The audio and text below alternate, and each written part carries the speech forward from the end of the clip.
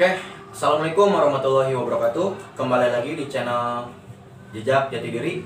Kali ini saya akan berdiskusi lebih lanjut dengan salah satu anggota rumah pendaki yang beberapa hari ke belakang mengikuti trekking atau pendakian ke Gunung Slamet. Nah, konon katanya dengan siapa ini?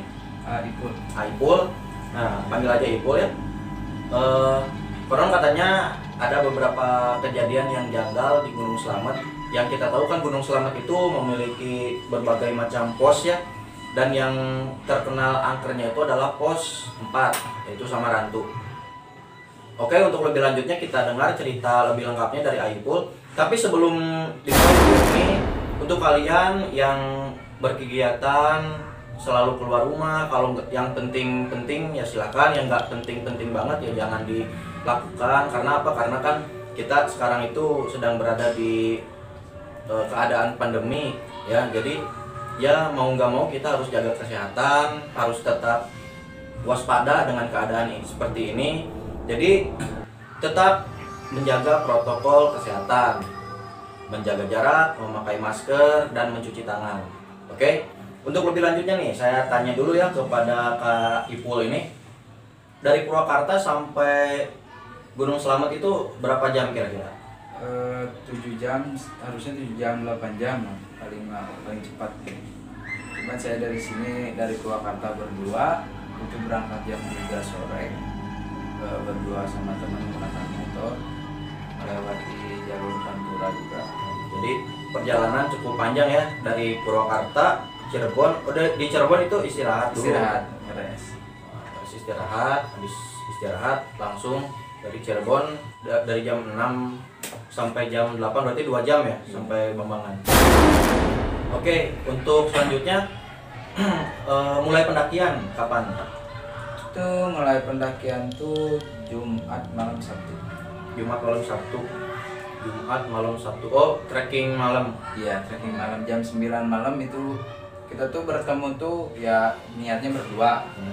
Cuman dari sana kita ketemu beberapa teman juga ya baru kenal.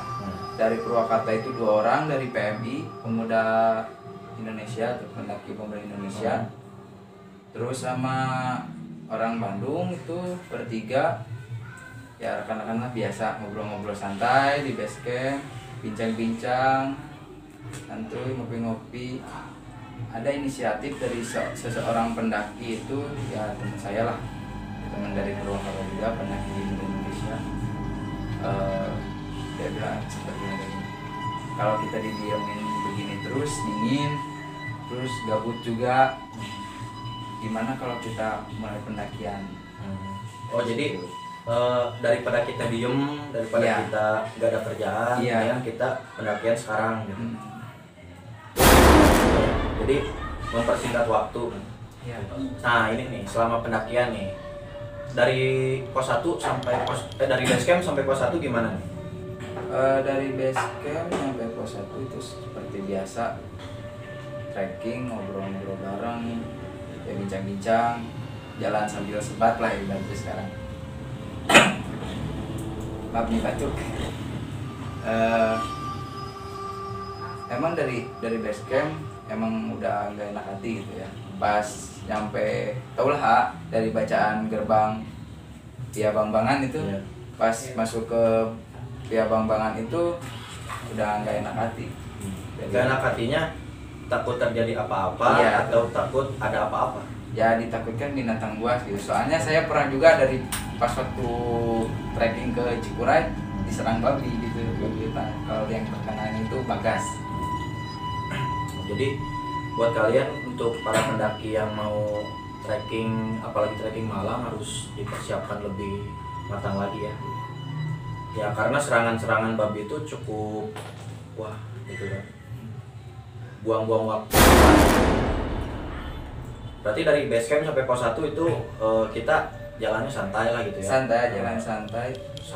Sampai ngobrol santai. Iya, santai. Oke. Gak ada apa-apa gitu kan? Belum terjadi apa-apa. Nah, dari pos 1 mau ke pos 2 Bayangan itu terjadi kendala satu. Apa itu? Dari tim kita tuh 1 orang ya, saya nggak bakal nyebut bukan inisial aja, paling si Amang. Itu terjadi ya, dia awalnya dulunya pernah celaka, ada luka membekas kayak gini di, kalau bahasa Sundanya mah tukur.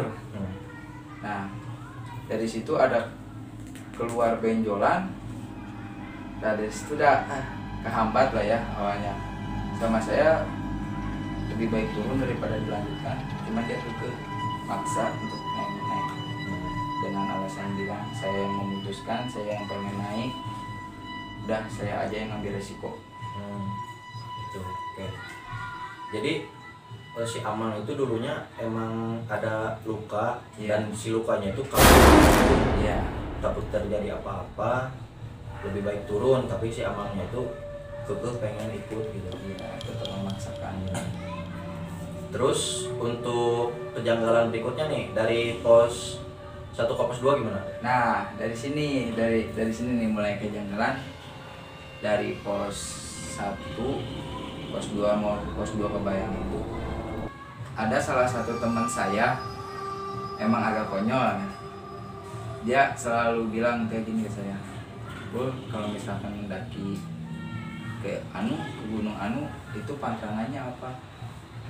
Saya bilang aja nggak ada yang namanya pantangan ya, kalau bukan nggak ada yang namanya pantangannya, semua juga ada pantangannya, cuma ini antisipasi biar dia nggak takut. Nah dari situ kalian tuh dia center ke arah-arah kalau ibaratnya bahasa Sundanya itu gawir atau sungai bukan, hutan, kayak hutan apa yang kayu-kayu gitu. Oh, bambu iya, kayak bambu. Nah di situ tuh saya emang awal udah ngeliat itu anak kok. Bedanya tuh gimana? Dari muka, pas nyenter, bukan pucat ya, gimana gelisah. Nyenter langsung lari ke belakang saya. Kata saya, "Kenapa?" Enggak, yuk lanjut yuk. Bentar, kata saya. Ini ada satu orang yang kerja di jalanan paksa jalan nih. Oh gitu. Cuman dia pengen terus jalan. Dengan posisi yang di belakang teman saya udah ketakutan. Serba salah ya? Iya.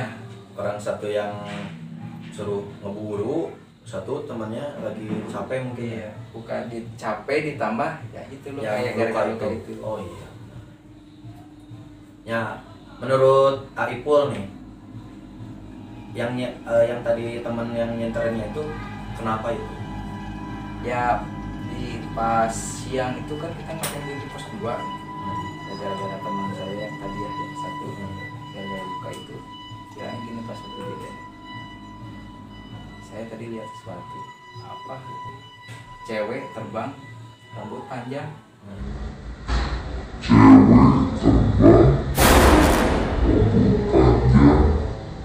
Cuman ke belakangnya terbang. Udah nggak apa-apa, cuma halu, kecapean. Ya mungkin lah. Udah pas di tenda itu di pos 2 nyantai, besoknya trekking lagi, kita ke Maghriban di jalan. Ke Maghriban di jalan itu. Di Maghrib itu di pos berapa tuh? Ke Maghriban itu di pos 3. Pos 3. Iya, karena kan kita kan treknya sore juga, jalan sore, karena teman saya yang satu itu yang luka. Nah dari pos 3 itu ke Maghriban tuh ya sempat santai juga, kan hargain kan udah azan. Terus dari misalkan gini ya, tadi kan Aipul ngomong kita ke Maghriban itu di pos 3. Itu lanjut apa ngecamp di pos 3? Enggak, lanjut ya. Soalnya kan di hari kedua itu saya ngecampnya di pos 7 rencana. Ya alhamdulillah sih ngecampnya di pos 7 itu. Kalau kalian lihat di tanggal berapa ya, saya lupa lagi. Ya bulan kemarin lah, bulan sekarang November itu tanggal 17-an lah. Pasti lihat tadi 2 tenda, ada apa, pemuda Indonesia lah, pendaki muda Indonesia dengan banner-banner yang kayak gitu. Itu saya. Nah, kan Gunung Slamet itu terkenal angkernya itu di pos 4 ya, Iya. di pos Samarantu. Dan tadi bilangnya kita ke Magriban di pos 3, sedangkan kita mau ngecampnya itu di pos 7. Nah gimana tuh perasaan ke pos 3 ke pos 4-nya? Emang, nah di sini emang bener-bener aneh. Dari pos 3 tuh sampai ke pos 4 emang bener-bener gak enak hati. Gimana ya? Saya emang udah pengen cepet nyampe pos 7, cuman kan dengan keadaan teman saya yang kayak gitu. Nah pas udah break sebentar, udah ngopi beres, berangkat. Nah di pertengahan baru mau nyampe pos 4 Samarantu, udah gak enak, bener-bener gak enak aja. Hawa udah beda, yang tadinya dingin jadi gimana gitu, udah campur aduk lah. Pas nyampe pos 4 saya nggak sengaja keinget temen,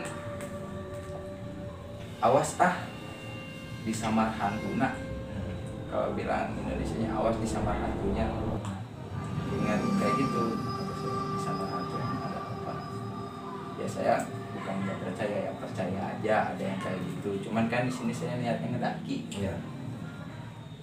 Enggak lama kemudian ada suatu sosok yang bikin saya gemeter nyampe sekarang, merinding. Dengan gagah gini, mata tuh kayak gininya pakai bendo kayak orang zaman dulu. Kalau kata kemarin saya nanya ke bapak, itu katanya Semar. Dengan kan gede Jawa-Jawa gitu ya? Iya. Dari situ aduh udah bener-bener gak enak hati, udah merinding semua badan, panas dingin. Ya saya nggak bilang ke depan santai, soalnya kalau misalkan itu menular, ketakutan itu menular. Gempur. Iya. Oh iya, satu lagi, kalau misalkan kita ke Slamet atau bukan Slamet aja, buat teman-teman, buat kalau kita yang naik gunung atau kemanapun itu, usahakan lah, kalau ibaratkan bahasa Sundanya mah jangan sompral, jangan pokoknya mah etika kita harus jaga lah. Ya, kan kita itu ibaratkan kan kita bertamu ke rumah orang. Nah, kalau misalkan kita nggak sopan, kan tamunya juga gimana kan, gak respect ke kita. Betul. Sama juga kita ngedaki, kalau misalkan kita ngedaki nggak sopan, penghuni-penghuni di sana, walaupun di sana bukan manusia semua, karena kan gunung itu ya biasa hutan lah gitu kan, itu nggak akan respect kita. Banyak kejadian-kejadian gitu kan. Terus berhasil tuh ngelewatin Samarantu. Berhasil ya, walaupun ada sedikit ya kayak gitu lah. Nah dari situ kan emang pasti ada parno lah ya. Iya. Pasti ada rasa gempur. Apalagi kan ngelihat kayak tadi makhluk kayak bendo kayak gitu. Itu di mana, di dekat pohon atau di jalur pendakiannya? Kalau misalkan kita lewat Samarantu tuh ada pohon tumbang. Nah di belakang pohon tumbang itu sosoknya ya. Gede gimana? Gede. Ya Semar sih, gimana Semar, perut gede dengan gagah gini ngeliat ke saya. Seketika ekspresi kita tuh gimana? Bengong saya langsung, ya bengong dengan satu takut, kedua ya kok ini siapa, kalau misalkan orang nggak mungkin gede gini, melebihi itu apa pohon, kalau Sunda mah tangkal gitu. Hati-hati ya buat kalian ya. Oh iya, buat kita balik lagi nih nanti ke base camp ya. Itu sama si penjaga tiketnya itu dikasih tahu peraturan dulu apa enggak? Dikasih. Kalau misalkan kata ya yang di base camp nggak boleh camp di pos 4 Samarantu, lebih baik dilanjutkan. Jangan kemah di situ lah. Iya. Karena dipercaya ya ada gitu. Iya, ada bisnis-bisnisnya. Ya berarti kita berhasil lah ya gitu. Iya, Berhasil. alhamdulillah saya berhasil nyampe pos 5 santai-santai. Pokoknya saya tuh nyampe pos 7 tuh ya sekitar 2 jam kurang lah. Dari pos berapa? Dari pos 4 Dari pos 3. Pos 3. Iya, 2 jam sampai ke pos 7. pos 7. 2 jam lebih lah. Itu jalan cepat. Soalnya saya paling dulu dari antara 7 orang itu saya paling dulu berempat, yang 3-nya di belakang. Oke. Terus untuk ngecamp nih ya di mana, di Pos 7. Pos 7. Itu udah penjagalan lagi atau enjoy aja tuh? Awalnya enjoy aja. Saya gak tahu gimana gitu.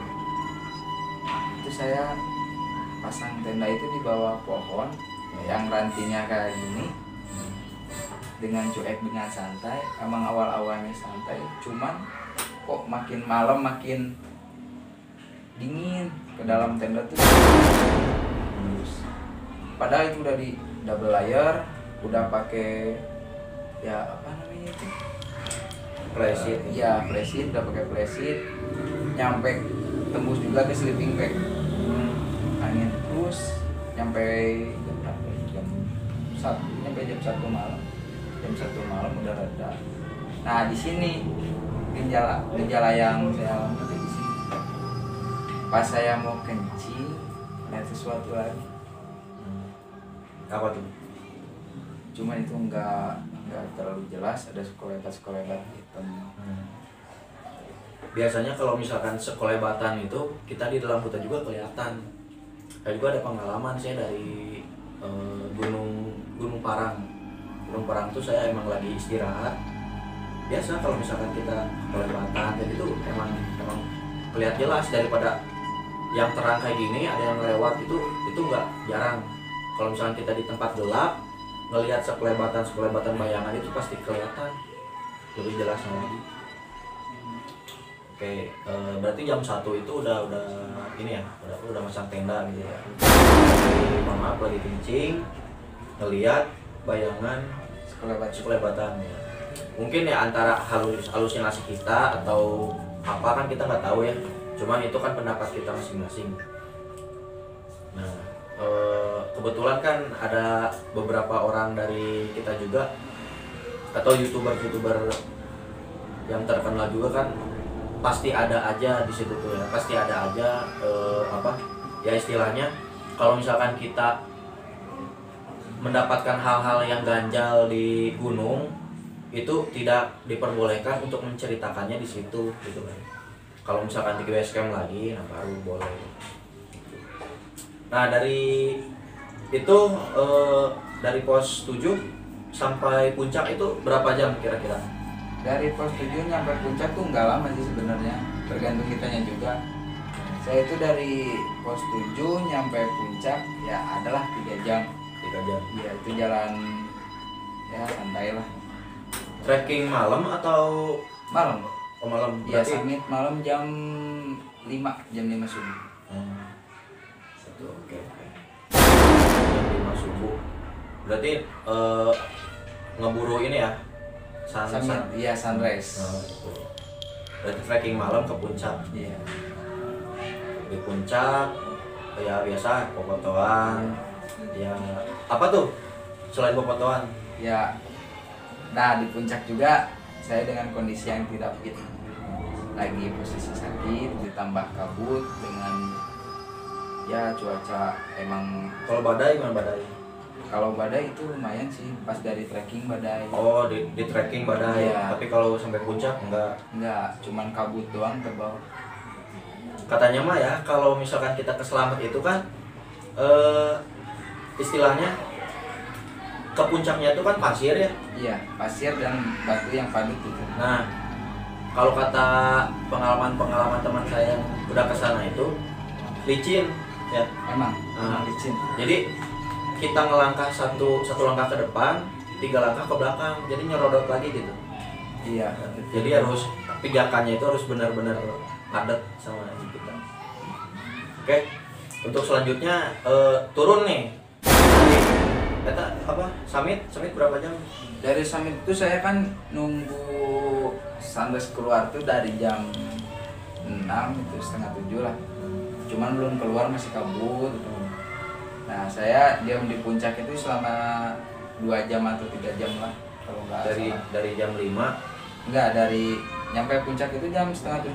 setengah 7. Iya, setengah 7. Oh dari selesai jam 5 mah trekking. Iya. Trekking summit. Iya.